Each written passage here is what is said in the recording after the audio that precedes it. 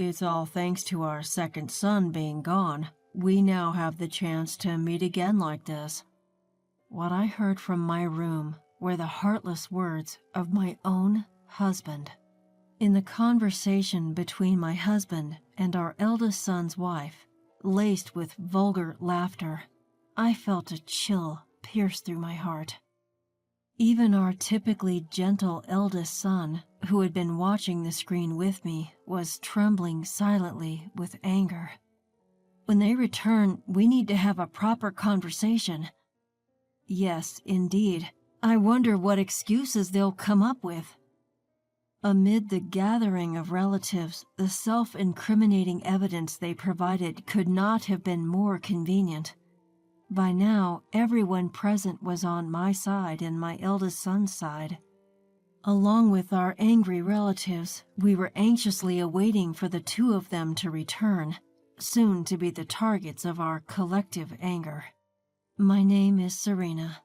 I'm 64 years old this year. I had believed I was just another average family, having raised 2 sons. But only recently, I realized how such ordinary happiness could be shattered so easily. I had lost my younger son in a car accident, and I was sinking into despair.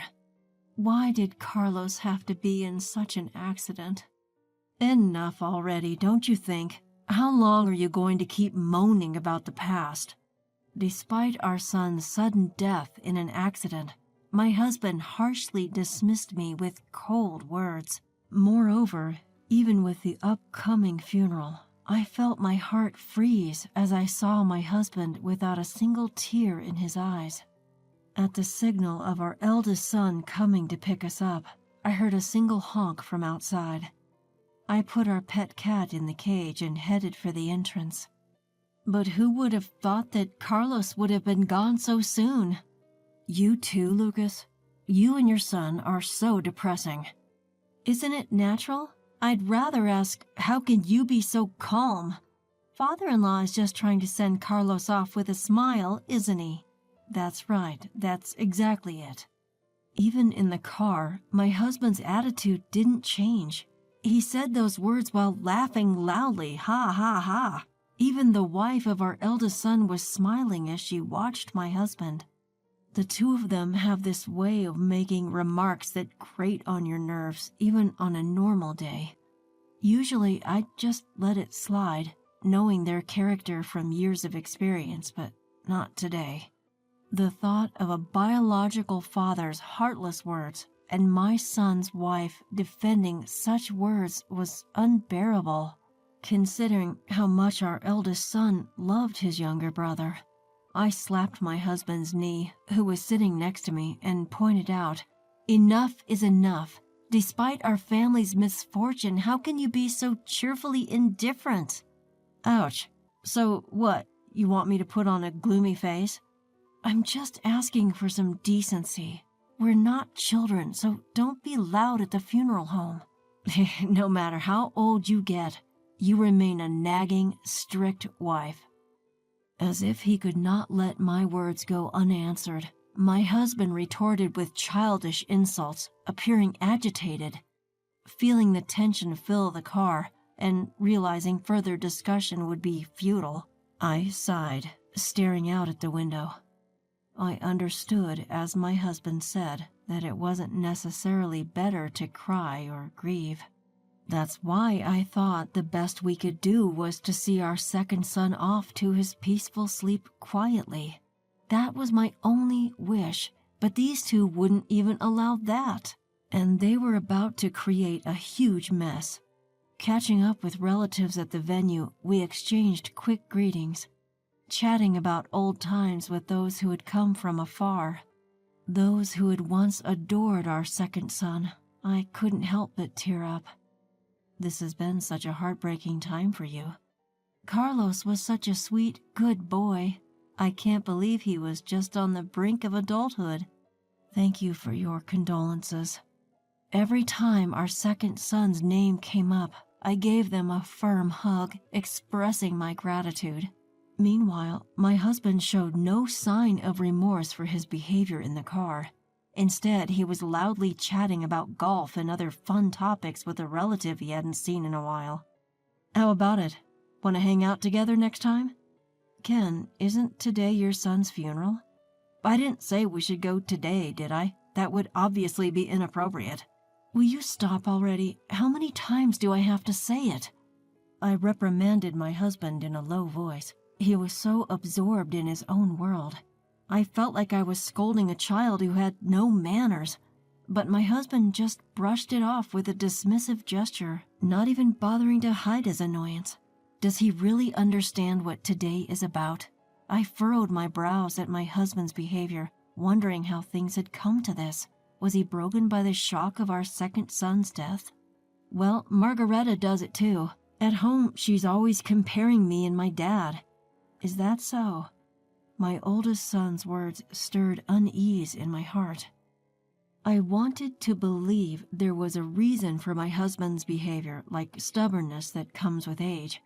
But seeing the disappointed look on my oldest son's face, I couldn't help but look over at the two of them. Although they were quieter than before, they were still smiling and chatting together. I shook my head. They do seem too close. Right? But Dad's already 65. He wouldn't have inappropriate feelings for his son's wife. Surely not. There's an age gap. They wouldn't do something so embarrassing. Jokingly, we continued to chat and laugh. Perhaps somewhere deep down, my son and I were hoping and reassuring each other that it was true. But despite our worries, the two of them continued to chat happily. During a break in the funeral, I noticed my husband heading toward the exit of the venue when I went to the restroom. Following him, I saw my daughter-in-law by his side, just about to step outside. Hold on, you two. Where are you going? Oh, it's you. Margareta said she's not feeling well, so I thought I'd let her get some fresh air outside. Is that so? Are you okay, Margareta? Yes, I think I'll be fine if I rest a bit. After watching the two of them leave, I returned to my seat and whispered the situation to my eldest son. He seemed surprised that his wife was feeling unwell and that they had stepped out together. Ah, so that's why he borrowed the car keys. Wait, they went in the car? I wonder where they're going. Maybe they didn't want to worry us. It would have been hard to bring up with me in this state. Pointing to his tear-stained eyes, my eldest son responded. I couldn't help but wonder if those two were capable of such thoughtfulness, yet I didn't pay much attention to it at the time, thinking it was simply their nature. However, when the two didn't even return when it was time for the meal after the funeral, we couldn't help but feel a sense of unease. How'd it go? No good. I tried calling them, but couldn't get through to either of them. I hope nothing serious happened. My eldest son had tried to reach out to them, but to no avail. I had sent an email myself, but there was no response. My eldest son's car hadn't returned, and we were at a loss each time a relative asked us about their whereabouts. Did they get so sick that they had to go to the hospital? If that's the case, they should at least let us know. They're not dogs or cats. They'll come home eventually. Cats. Oh, I wonder how our cat is doing. While talking with the relatives, I suddenly remembered the pet cat we had left alone in my room. I took out my mobile phone and activated the pet camera. For some reason, our cat was out of its cage and I could hear someone's voice. Huh? Upon hearing the unexpected human voice, I initially felt a chill as if a burglar had broken into our house.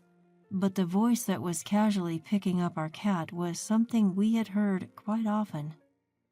Margareta? And doesn't that sound like Dad's voice too? Wait, are they saying they've come home? I exchanged glances with my eldest son and continued to stare at the screen in confusion. When I increased the volume coming from the mobile phone, I heard an unbelievable conversation. Isn't this cat cute? Can we take it home? What's the point of keeping an old cat? I'll get you a much cuter kitten. Yay, I love you, father-in-law. Just when I thought I heard such sweet voices, I could see my bed shaking in the corner of the screen and heard it creaking. I was just listening to their conversation in disbelief. Taking advantage of the fact that no one else was listening, the two were casually talking bad about me, my eldest son and second son. I'm not good with stiff ceremonies like that. My strict wife is always nagging, saying I have no manners. You really got scolded, didn't you? I felt sorry for you, father-in-law. Right? But thanks to the second son being gone, we got a chance to meet like this again. After such outrageous words from a parent, I heard that vulgar laughter. I felt a cold chill running down my spine. The usually calm eldest son next to me seemed to be shaking silently in anger. Can you believe that's what a father says? Maybe it's better to not think of him as a father anymore. Beyond anger and astonishment, there was just silence in my head. As I looked up, the relatives were chatting at the dining table. At that point, I could no longer think. I turned the volume of my mobile phone to the maximum and decided to attract the attention of the relatives. What's he doing? He left the funeral and is doing this with his son's wife? So the sickness was a lie. Did they want to be alone that badly? When I turned up the volume, the unusual conversation of the two made the chatter stop, and everyone's attention was focused on us. The somber atmosphere seemed to have dissipated as everyone glued their eyes on the tiny screen of my mobile phone, listening intently to the absurd conversation between the two. What if another unexpected accident happens? Then I could come visit father-in-law again. Maybe Lucas will be next. But before that, it will be my strict wife, right? She's getting on in years, so it should be soon. The relatives widened their eyes at the two, who were making light of the second son's misfortune and even joking about their next clandestine meeting. A hushed silence fell over everyone, and no one spoke until the two finished their conversation. After letting the relatives witness the whole discourse and actions of the two, I closed my mobile phone as we began discussing returning to the venue. It seemed as if everyone's hearts were united in anger at the two, who were trampling on our family. We'll need to have a proper talk when they get back. Indeed, I'm curious to hear their excuses. By this time, everyone present was on my side and the eldest son's side. We were all waiting, on tenterhooks, for the imminent return of the two, who would soon be under our concentrated attack, alongside our seething relatives. It was about 15 minutes later when the two returned. That's roughly how long it takes to get from our house to the funeral parlor, so they must have been having that conversation in my room until just now. I looked at the two with a feeling of contempt. We're back. What's with all the long faces? Welcome back. Where have you been? We were worried because you took so long. Didn't we tell you earlier? We stepped out because Margareta wasn't feeling well. Oh, Margareta, are you feeling better now? Yes, I'm perfectly fine now. Sorry to have worried you. With a frivolous laugh, the eldest son's wife waved at me, and I prompted her to take a seat opposite me. Seeing her husband sit next to her as if it was the most natural thing in the world, I let out a sigh. As soon as they sat down, all the relatives turned to look at us. A little surprised and visibly uncomfortable, the two were bombarded with my questions one by one. What were you doing all this time? We were just around until she felt better. Around where? Around a family restaurant. I see. Then where's the receipt? Why the hell are you so suspicious? It was the husband who first raised his voice at my pointed questions. He frowned and glared at me as if there was no reason for him to be suspected. But after hearing their conversation just now, I had no more hesitation. Were you really at a family restaurant all this time? I've told you so. I threw away the receipt. Well then, what did you eat? What about you, Margareta? Mother-in-law, isn't this too much? What are you suggesting we did?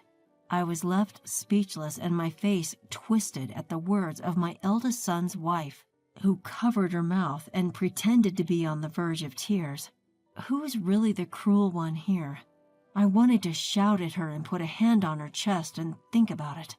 In front of the watching relatives, I took a deep breath and prepared to deliver the final blow to the two who continued to play innocent. I pointed at her sleeve. "Oh, Margareta, there's some cat hair on your sleeve. I wonder whose it is." This is, well, a stray cat, right?" Yes, I must have gotten it on me when I petted a stray cat we saw earlier." "That's not it. It must be from our cat. You got it on just now, didn't you?" I whip out my phone, activating the pet camera app I'd installed earlier. It's a handy tool that also records. Right there and then, I replay the scene of my son's wife lifting our cat in front of everyone. I replay their terrible conversation we'd all been watching at maximum volume. Upon realizing the implications of everyone's frosty gazes, the pair visibly pales. "You knew about this all along." "Why, yes, I found it hilarious that you two thought you could play dumb forever." "That's a violation of privacy." Quite ironic coming from someone who sneaks into others' rooms to enjoy time with another's husband. Finding out they had been caught, the two throw a tantrum like petulant children. I remain calm, tirelessly pointing out their faults. It was my son who reached his breaking point due to their blatant lack of remorse. He slams the table forcefully, starting to reprimand them in a low, stern voice. "How dare you mess around during a family member's funeral?" "No, your mother-in-law trapped us." "What's the difference? We heard everything you two were saying." Nods of agreement ripple through the crowd at my son's words. No one here was going to defend them for wishing ill upon my son and me, even as a joke, just so they could meet privately. When I pointed this out, the two looked angrily at my son upon realizing the agreement among everyone present. "You set this up just to shame us." "Absolutely not. It was pure coincidence. I was trying to check on Calico and you two just happened to be in frame. It's awful to air our dirty laundry like this. I never imagined anyone could stoop so low at such a gathering. And I'm the loyal wife here, am I not?" While repeating my husband's words, I glance at him. With the tables turned, my husband said nothing more and didn't even defend my son's wife. She tried to plead her case and insult me to evade blame, but no one listened. "That's enough. I can't bear to be a family with someone like you who can do such a thing." "Are you saying you want a divorce?" "Of course." With that, my son calmly addressed his wife, who finally fell silent. She tried to scramble to her defense again, but he paid her no attention. As my husband, acting like an outsider, tried to comfort my son's wife, I cleared my throat. "Do you think this has nothing to do with you?" "What?" "How could you do this on the day we were bidding farewell to our son? You shamelessly lied and didn't even apologize until now." I'm sorry." "No need. I don't want an apology just from your lips. Let's divorce as well." My husband's face turned pale at my words. I wonder why he ever thought he would be unaffected. He had never taken care of his surroundings. Without someone to look after him, he'd struggle. I turned my back on my husband, who's lamely trying to apologize, and opened the room door. "I don't want people who are about to become strangers staying here any longer. Please, leave." "Give us back the car keys," a voice demanded. My eldest son's wife looked at her husband, a desperate plea in her eyes, but he could do nothing. Prodded by the relatives, they trudged out of the room. "I'll introduce you to my company's lawyer. My son's a cop. Call us any time if something happens. What a shameless man showing up at his son's funeral like this." The relatives gave us words of comfort as if to protect us from the harsh reality. After the funeral, the couple were forced to sign divorce papers. My eldest son's ex-wife later ran to her own parents, begging for their help with the compensation negotiation for the divorce trial. She tried to play the victim as she did before, but her parents were understandably appalled. Now she's working day and night to pay the compensation awarded in the divorce trial. As for the ex-husband, It was discovered that he had drained his own savings, pouring everything into his former wife's wants. He was left penniless, and the family house was awarded to me as compensation. With the divorce settlement, the house became mine. Even so, there were too many painful memories associated with the house, especially my former bedroom, shared with the ex-husband and his former wife. So I decided to sell the house and move to a pet-friendly apartment. With the haughty ex-husband out of the way, I am now enjoying a tranquil life with my pet cat Calico.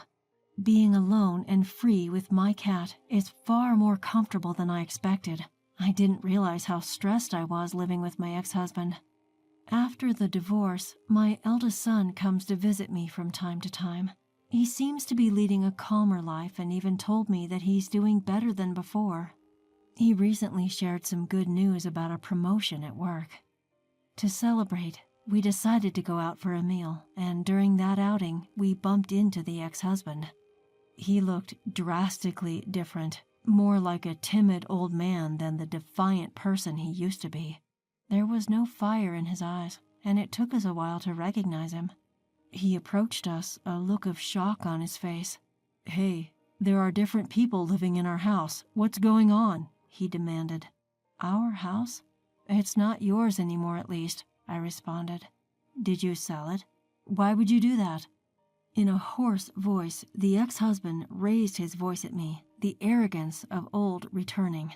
Perhaps he had gone back to the old house, hoping to claim it back, or maybe he thought he could persuade me to forgive him. Either way, his attitude showed no signs of remorse.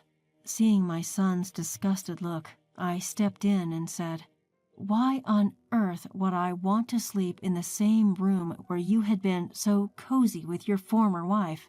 I have no need for such a house." At that, the ex-husband looked taken aback. He turned around and walked away. Had he forgotten what he had done in the past? It dampened our celebration, but we decided to enjoy the sunny afternoon. And so we resumed our walk under the beautiful afternoon sky.